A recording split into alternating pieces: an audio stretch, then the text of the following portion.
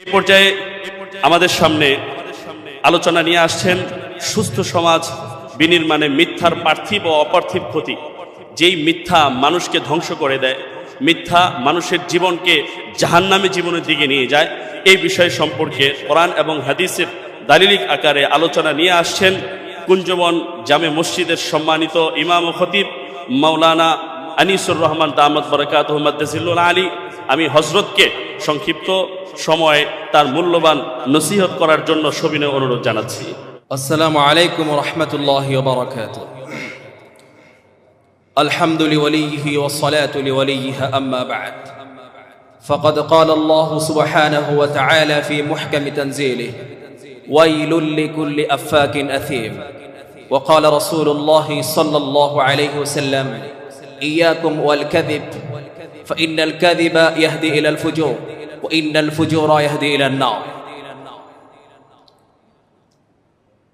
الحمد لله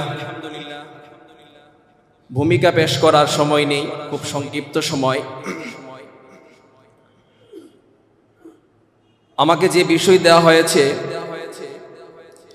মিথ্যার পার্থিব ও অপার্থিবের ক্ষতি।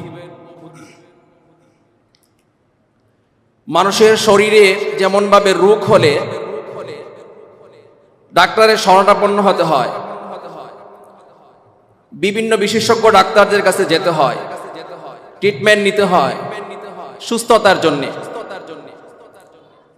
আমাদের সমাজ আজ অনেক রোগে আক্রান্ত, অনেক ব্যাধিতে আক্রান্ত।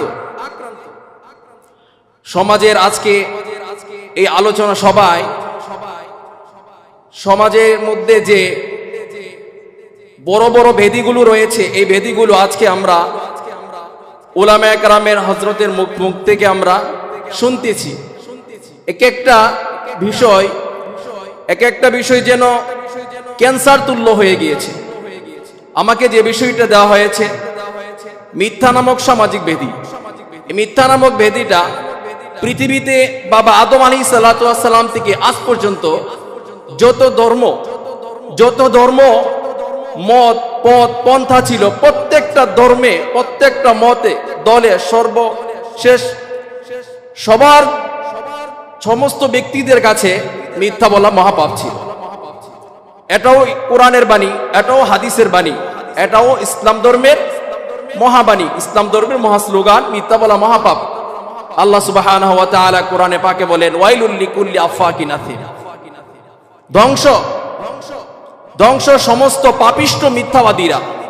ওয়াইলুল লিকুল্লি আফাকিন আথিম, সূরা জাসিয়ার মধ্যে আল্লাহ সুবহানাহু ওয়া তাআলা বলেন। সুনানে তিরমিজির একটা হাদিসের টুকরা পাঠ করেছি, ইয়াকুম ওয়াল কাযিব, সাবধান আমার উম্মতেরা, তোমরা মিথ্যা নামক মহাব্যাধি থেকে বেঁচে থাকো। কারণ মিথ্যা মানুষকে পাপাচারের পথ দেখায়। ফাইন্নাল কাযিবা ইয়াহদি ইলাল ফুজুর, আর পাপ জাহান্নামের পথ দেখায়। ওয়া ইন্নাল ফুজুরা ইয়াহদি ইলান নার। এই মিথ্যা আমাদের সমাজে আসলুর রাজাইল হয়ে গিয়েছে, সমস্ত ব্যাধির হেডকোয়ার্টার হয়ে গিয়েছে, সমস্ত রোগের, সমস্ত পাপ কাজের, সমস্ত অনিষ্ট কাজের কারখানা হয়ে গিয়েছে এই মিথ্যা। এই মিথ্যা থেকে সমস্ত গুনাহ উৎপত্তি হয়। এটা জুম্মাউ কুল্লি শার, সমস্ত অনিষ্টতার কেন্দ্রবিন্দু বলা যেতে পারে মিথ্যা।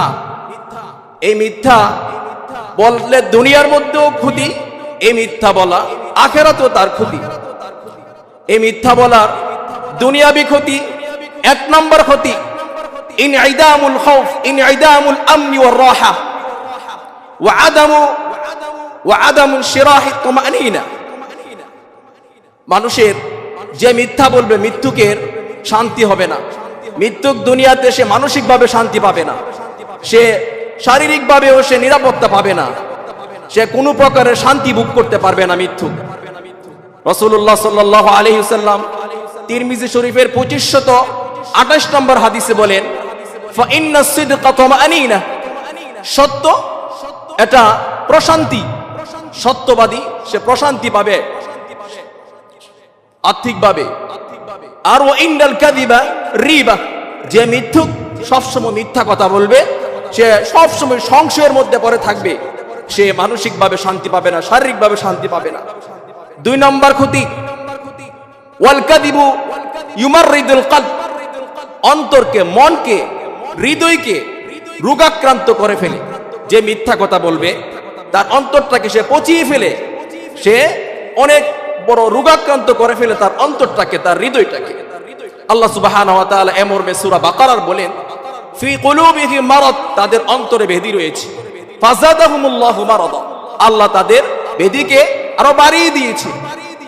ওয়ালাহুম আযাবুন আলীমুম বিমা কানু ইয়াকযিবুন, তাদের জন্য ভয়ঙ্কর শাস্তি, আযাব গজব রয়েছে তারা মিথ্যা প্রতিপন্ন করার কারণে। তাদের জন্য মহা গজব, আযাব রয়েছে একমাত্র মিথ্যা বলার কারণে।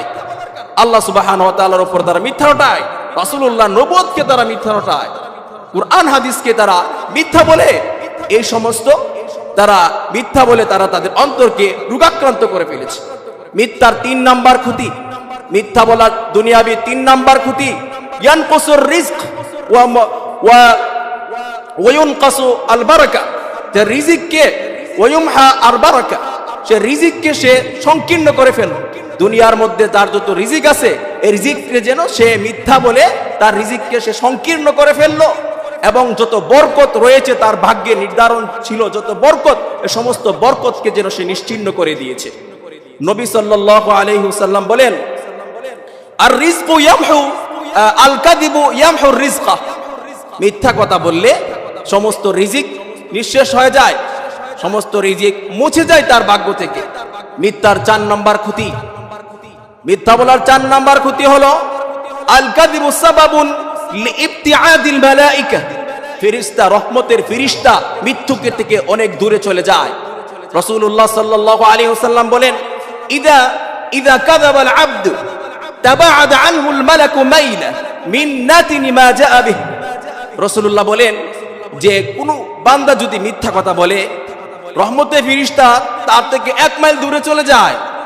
সে যে মিথ্যা কথা বলেছে, এই মিথ্যা কথার দুর্গন্ধের কারণে, এই মিথ্যার মধ্যে যে দুর্গন্ধ, এই দুর্গন্ধের কারণে যে ফেরেশতা, রহমতের ফেরেশতা তার কাছ থেকে 1 মাইল দূরে চলে যায়। মিথ্যা বলার 5 নাম্বার ক্ষতি, যে আল কাযিবু সাবাবুন লিইবতিআদিন নাস ওয়া নুফুরিহিম আনহু, সামাজিকভাবে তার ফ্রেন্ড সার্কেল, তার বন্ধু বান্ধব যারা আছে, তার সঙ্গ ত্যাগ করে তার কাছ থেকে তারা দূরে সরে যায়, তাকে লায়ার বলে, তাকে মিথ্যক বলে, তাকে বাটপার বলে, তাকে সিটার বলে, সামাজিকভাবে সে মূল্যায়ন পায় না। মিথ্যার 6 নম্বর ক্ষতি, আল কাযিবু সাবাবুন লিহিরমানি নি'মাতিল হিদায়াহ, আল্লাহ সুবহানাহু ওয়া তাআলার কাছে আমরা সব সময় হিদায়াত চাই। হিদায়াত নামক মহাদৌলত থেকে আল্লাহ আমাদেরকে বঞ্চিত করবেন।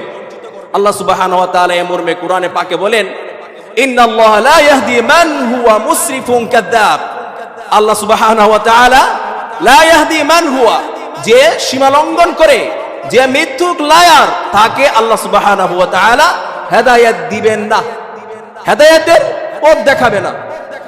দুনিয়াবি 7 নম্বর ক্ষতি, আল কাযিবু সাবাবুন লিতরদিন মিন নি'মাতিল্লাহ, আল্লাহ তাআলার যে নিয়ামত ভোগ করছি দুনিয়ার মধ্যে আমরা, এই সমস্ত নিয়ামত থেকে আল্লাহ সুবহানাহু ওয়া তাআলা আমাদেরকে দূরে সরিয়ে রাখবেন।